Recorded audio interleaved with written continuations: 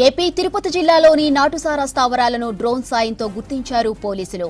జిల్లా ఎస్పీ హర్షవర్ధన్ ఆదేశాలతో సీఐ ఇమ్రాన్ బాషా ఆధ్వర్యంలో నాటుసారా స్థావరాలపై దాడులు నిర్వహించారు.